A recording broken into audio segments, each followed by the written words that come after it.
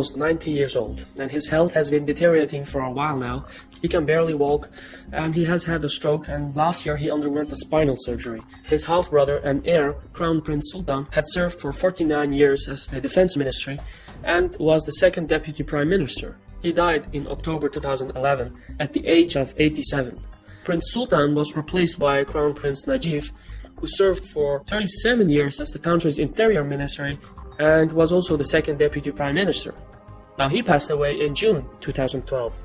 The current heir is Crown Prince Salman, and he is the country's defense minister. Now, Salman is more than a decade younger than King Abdullah, but so were the previous two other crown princes. Plus, the new crown prince has already suffered at least one stroke. There are, of course, a dozen more sons of Ibn Saud, but none have the experience, respect, and maternal lineage to be a future crown prince.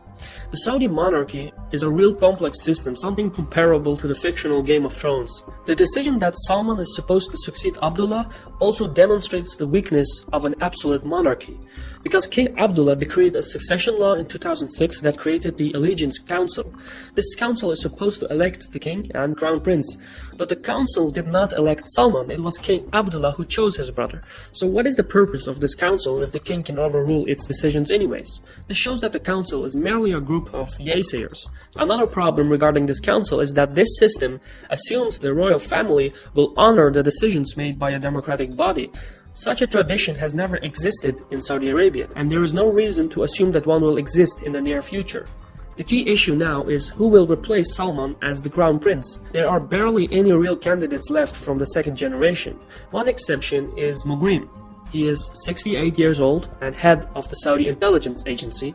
He was also just recently appointed as the second deputy prime minister of the country. By now you may have noticed that all the crown princes were appointed as second deputy prime ministers. The Saudis have applied this method since the 1960s. It basically shows that the second deputy prime minister is in fact the de facto crown prince. An alternative solution is for the next crown prince to be of the third generation.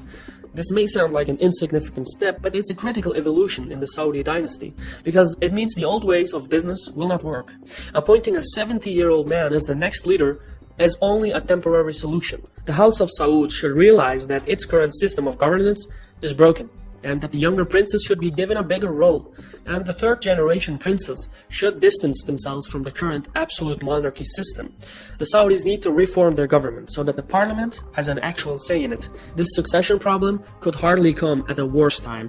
Revolutionary turmoil has destabilized regional countries like Egypt, Syria, and Iran's nuclear program and Shia proxies are just waiting across the Persian Gulf, and there already have been Shia demonstrations in the eastern part of the country.